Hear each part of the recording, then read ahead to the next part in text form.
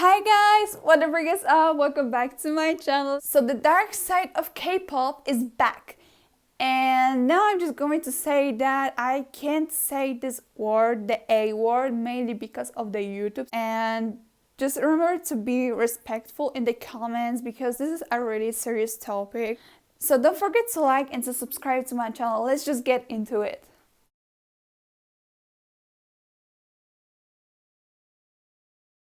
Mia is a main vocalist, main dancer and rapper of the rookie group Everglow. Recently she's been receiving a major hate for having more lines than other members. Fans, instead of calling them Everglow, they started calling them Mia and Friends. After releasing Dun Dun, the hate has gotten worse. Of course fans were in love with the title track and the dance as well. Everything from the visuals of the music video to the girls' performances and the song was praised by fans. However, one thing made many upset, and that is the line distribution of the title track.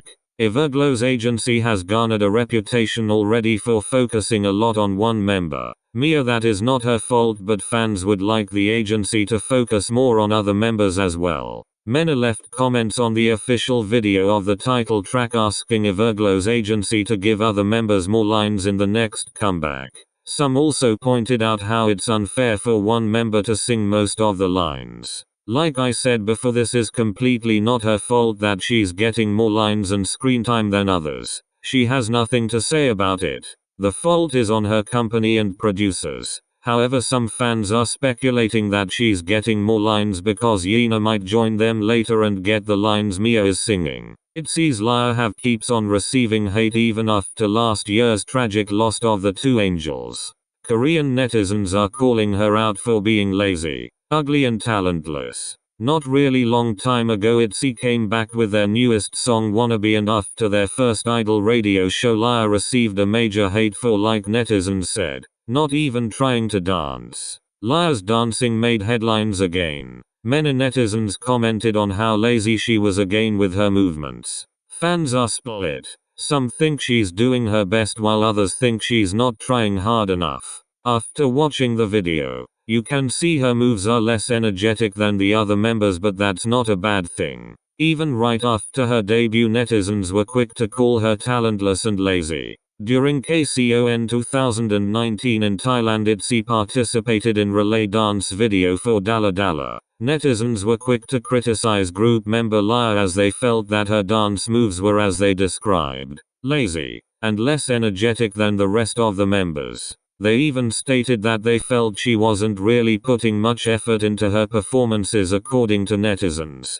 Lia simply wasn't showing any effort to fulfill this and asked her if she's serious. Many fans also have been worried about her health because she lost a lot of weight. You can clearly see the difference between how she looked like right after debut versus now. Lia may have begun to feel stressed and overwhelmed with the backlash she's been receiving. Every time Lia was showing up in public, the comments under articles weren't so nice. Here's a few of them. She looks like Emma Bean. She's perfect, but she needs more vocal training. She's the main vocalist, but it's shocking how bad she is at singing. There was a time during IC era where she gained weight back and netizens weren't having it. They called her Dodo Mom. Emma Bean. This comments affected Lia. She began to look less happy. During ITZY's hiatus, the hate on Lia got even worse than ever. She was targeted for coming from rich family. Many articles began to spread hate towards Lia.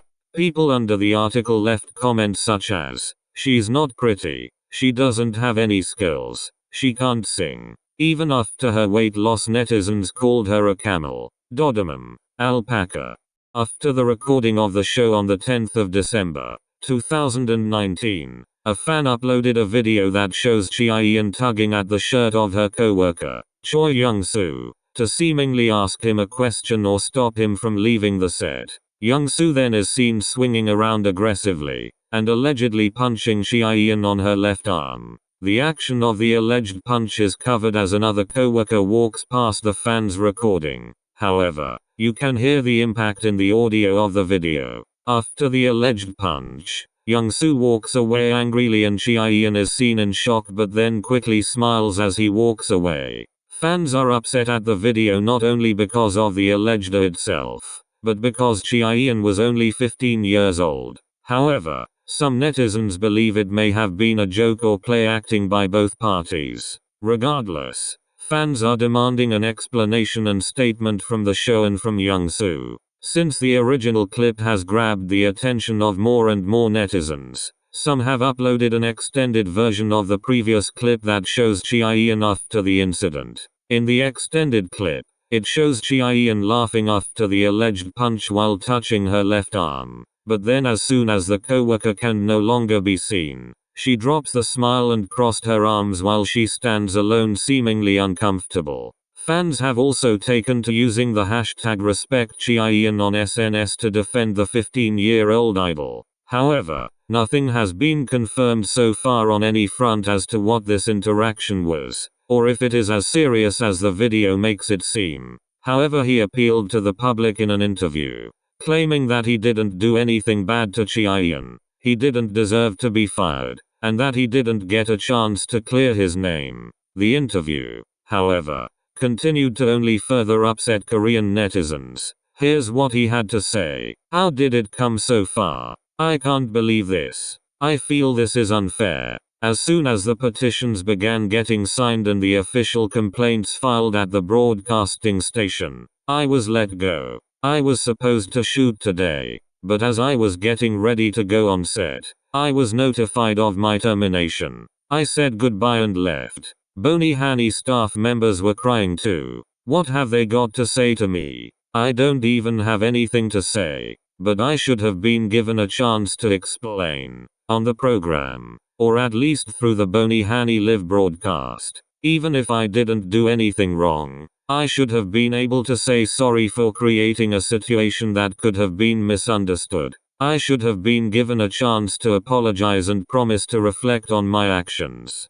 People can be so scary. I wonder how we're even supposed to create contents. Maybe since Pingsu on the rise, people are paying more attention to EBS. But all my life, I've been good here at EBS and on Bonnie Hanny. Why is the world doing this to me? I didn't drink and drive. I didn't gamble. I didn't commit any crime. If I had, and gotten fired, then I would have understood. That would have been my fault. But this isn't. To be honest with you, I was more worried about Chaeyeon. Me. I'll just go back to my hometown. But today, Chaeyeon cried so much asking if I had been removed from the show because of her. Some even argue that Choi Young-soo does not understand the depths of his wrongdoings, as he claimed in the interview that he was removed from the show. On the 18th of October, 2018, news outlet X Sports News reported allegations of physical and mental abuse against members of the East Light by a producer, while the CEO watched the abuse and did nothing about it. Member Sparklyeon held a press conference on the 19th of October, 2018, confirming the allegations. Media Line Entertainment issued an apology, but denied some of the allegations made by the media. On the 22nd of October, 2018, Media Line Entertainment announced that they terminated the contracts of members Yoon-sung, Sagung, Woojin and Junwook. Since before their debut in 2015, the boys were reportedly subjected to continuous and verbal. Producer A was said to have physically them with items like a baseball bat and metal microphone, and was also accused of verbally the members as well. One member had guitar strings tied around their neck, and whenever they made mistakes while playing, the strings would be tightened. They were also threatened to be K during the verbal as well. CEO Kim Chang-hwan was aware of the physical and is guilty of being a bystander and neglect. Furthermore, the CEO was in the habit of swearing at and threatening the young boys as well. During the press conference he said, "As the leader of the East Light, I could no longer simply observe the wounds of the members, in hopes that the infringement of human rights will disappear from the K-pop scene. Though I am afraid, I decided to appear at this press conference." Sparklyeon revealed that producer A would lock himself and his brother Lee Seung-hyun in the 5th floor studio at their company and physically them, striking them multiple times on their buttocks and head. Fellow member, Lee Yoon-sung, was also B with a stick and lost a lot of B. His younger brother Soong Hyun is receiving psychological treatment for the trauma caused by constant threats and physical assault. Sparklyeon told the reporters that the CEO even forced his younger brother to try an e-cigarette, even though his brother was a middle school student at the time. On the 5th of July, the Seoul Central District Court sentenced Kim Sang-hwan to 2 years of probation with 8 months of imprisonment if laws are broken within the period for violating the Child Welfare Act. Producer Moon Young-il, who are the East Light members, has been sentenced to 2 years of imprisonment and Media Line Entertainment a 20 million KRW, $17,000 fine. Kim Sang-hwan stated that he will definitely appeal his sentence and expressed his dissatisfaction when asked which part of his sentence he cannot acknowledge. On the 23rd of April 2012, MBC Good Day Entertainment Plus gave a detailed report on the SH and a case of Open World Entertainment CEO. The show interviewed an anonymous ex-girl group trainee, who was one of many of SH at Open World Entertainment. The interviewer told Good Day Entertainment Plus about her awful experience as a trainee. She said, "At the audition, the CEO told me to do a seductive dance to him. I thought he wanted to see what kind of talent I had, but it was really weird. We were in a closed room and all. When I was done dancing, he told me to sit down. He made me put my legs on top of his and told me to express what I was feeling at the moment." The interviewee also talked about how she was called in for a questionable practicing session at night.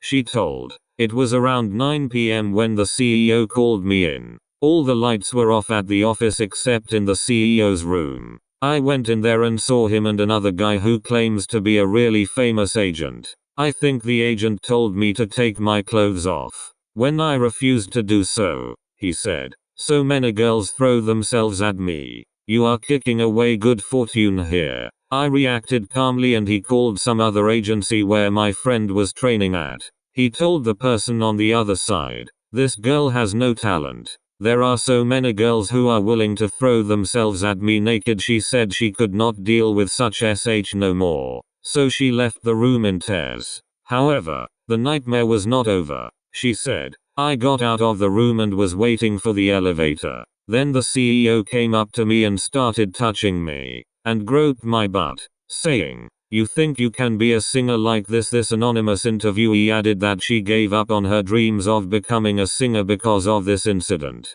Reports to investigators were filed a month earlier and officials have been working on the case since then, interviewing over 20 victims and testifiers, gathering further evidence on the case. In addition to the 6-year sentence, his record will be made public for 5 years and he will have to complete 40 hours of ESA treatment program.